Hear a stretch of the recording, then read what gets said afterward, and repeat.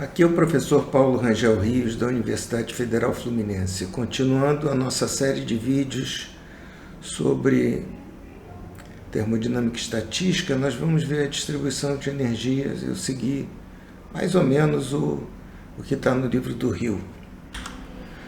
Vamos falar então de níveis de energia, quântico versus clássico, o número de sistemas, um dado nível de energia, e a distribuição mais provável dos estados de energia dos sistemas. Isso parece um pouco críptico, mas eu acho que vai ficar bem claro. E no próximo vídeo nós vamos adotar uma outra maneira de obter a distribuição, que eu acho mais intuitivo, mais simples do que nesse vídeo. Mas eu preferi falar dos dois para, sei lá, aí vocês escolham qual que é o mais fácil. Um dado importante é que nessa aula a gente vai tratar da distribuição das energias dos sistemas e não das partículas. Mais adiante nós vamos tratar das partículas, mas por enquanto tudo que a gente está fazendo se refere aos sistemas, ao conjunto de sistemas, ao ensemble. Por favor, assistam a primeira aula para esse ponto ficar mais claro. É muito importante que a gente assista a todas as aulas. É difícil pegar esse tema, a menos que você já saiba, né, numa aula só. Nós temos então os níveis de energia discretos. Aqui eu vou pedir... A minha decisão nesse curso foi não pedir nenhum conhecimento de mecânica quântica, porque eu sei que engenheiros, especialmente metalúrgicos, mesmo de materiais, normalmente não têm uma base muito boa de mecânica quântica. Então, os resultados que eu precisar de mecânica quântica, eu vou pedir para vocês acreditarem, terem fé que o resultado está correto. Bom, a primeira coisa que nós vamos, a única coisa aqui que nós vamos adotar de mecânica quântica, eu acho que todo mundo aqui já ouviu falar nisso, são que os níveis de energia são discretos, né? A energia é quantizada. Quer dizer, os níveis não são contínuos. Eu posso ocupar, se eu tenho um número de sistemas, N1 sistemas, no nível é 1, N2 não é 2, N3 não é 3, isso não é contínuo, né? Então, o macroestado, quer dizer, o que a gente está vendo, né, o copo d'água que a gente está vendo macroscopicamente, ele é composto de níveis de energia, quer dizer, vários sistemas, né? Isso nós vamos calcular a média dos sistemas, como a gente falou no primeiro vídeo. Cada um sistema, por exemplo, N1 sistemas no nível 1, N2 no nível 2 e vai por aí afora, tá certo? Bom, aí vocês vão pensar, poxa, mas e macroscopicamente, como é que fica? Eu não vejo isso na mecânica newtoniana, não. O que acontece? Os níveis, né, energias altas, por exemplo, a gente tem que a mecânica clássica aproxima bem a mecânica quântica. Nesse caso, os níveis de energia vão ser muito próximos. Note que a mecânica quântica é muito diferente da mecânica clássica, na minha modesta opinião, mas a gente pode, eu acho, dizer isso. Os níveis de energia vão estar muito próximos, né? Então eu posso tratar como uma coisa contínua. Novamente, o macroestado vai ser a média de todas cada sistema agora vai estar num nível de energia, né, o N1 aqui, e vão se distribuir pelos níveis de energia os sistemas, mas eles são tantos que você, na verdade, vai ter no máximo um sistema para cada nível de energia, já que eles são tantos, né? Isso vai caracterizar o macroestado. Então, os objetos macroscópicos, acontece isso. Voltando aos níveis de energia discretos, a gente tem então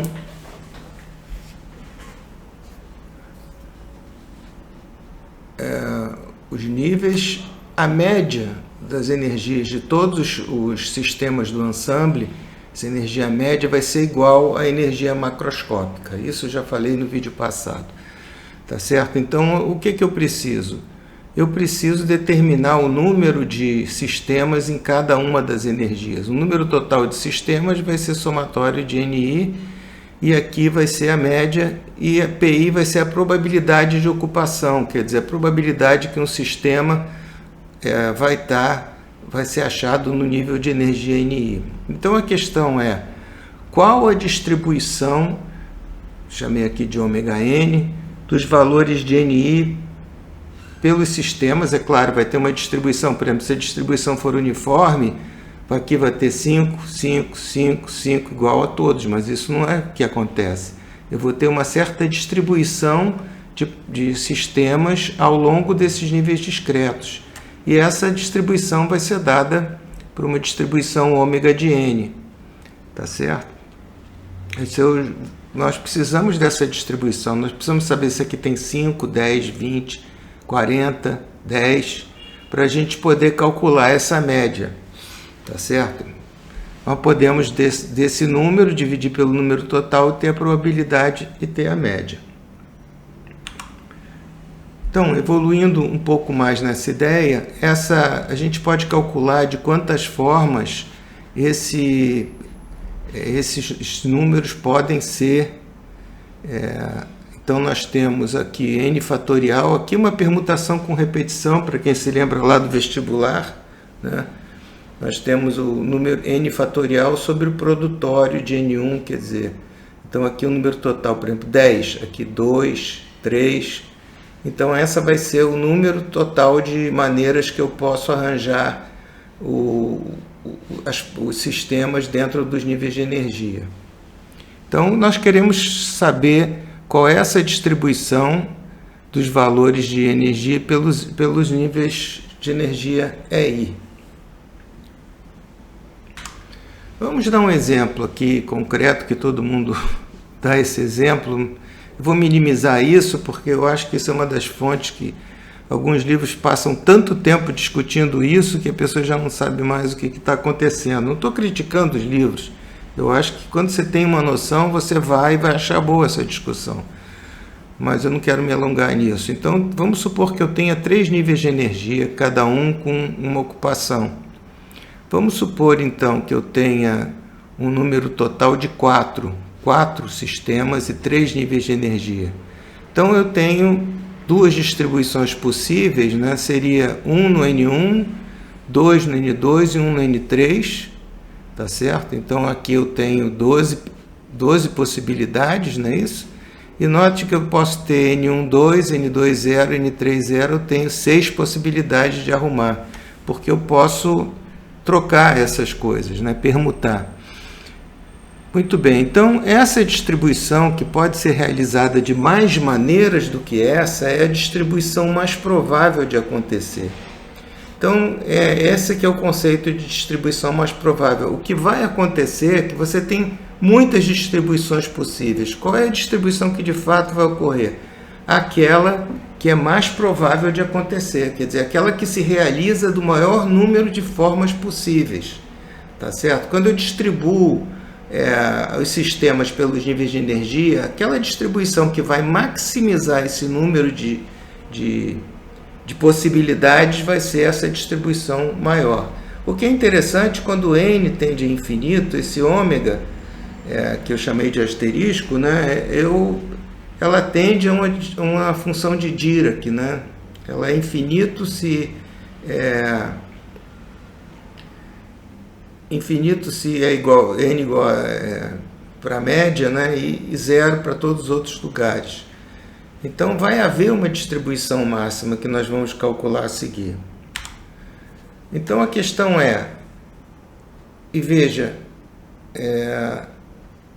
nós temos vamos usar os multiplicadores de Lagrange. Eu acho que eu botei alguma coisa errada aqui, mas tudo bem, vocês acham isso, tá? No vídeo anterior, que eu usei os multiplicadores de Lagrange, eu fiz essa mesma dedução que eu não vou repetir aqui. Nós queremos maximizar a ômega, quer dizer, o número de vezes em que o ômega aparece, sujeito a 2 restrições, que a soma é igual a n e a energia total é probabilidade vezes EI. Tá certo?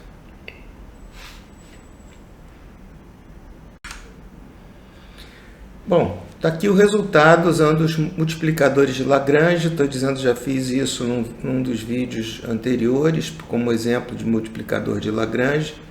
Nós temos então que a energia, né, do sistema vai ser a energia do ensemble, né, do conjunto de sistemas, vai ser a energia do sistema E elevado a menos EJ sobre KT. Eu mantive a notação original, poderia ter chamado isso de I. E sobre Q, que é isso aqui? Q é uma quantidade extremamente importante, que é chamada função de partição. Tá certo? E a probabilidade J de eu ter, a probabilidade PJ de eu ter NJ sistemas no estado EJ vai ser essa probabilidade. Quem quiser uma dedução mais rigorosa, mais profunda, eu recomendo que leia a parte correspondente no livro do Hill. Eu só quero enfatizar a função de partição. Muito bem, enfatizando a função de partição. Às vezes ela é chamada de Z, às vezes ela é chamada de Q. Então, eu poderia dizer, não sei se eu estaria cometendo alguma impropriedade, mas que a função de partição é o ponto, calcular a função de partição é a questão fundamental da termodinâmica estatística. Isso vai ficar claro nos próximos vídeos, por que ela é tão importante. Nós vamos dar um exemplo no último vídeo, tá certo? Nós vamos ver que ela pode ser relacionada às funções de estado macroscópicas, por exemplo, a energia do sistema, enfim, e outras. Então, geralmente, um problema de termodinâmica estatística se reduz, entre aspas, porque nem sempre é fácil, em geral é difícil calcular a função de partição, mas é isso. Uma vez que você tem a função de partição, você vai conseguir calcular basicamente todas as propriedades do sistema.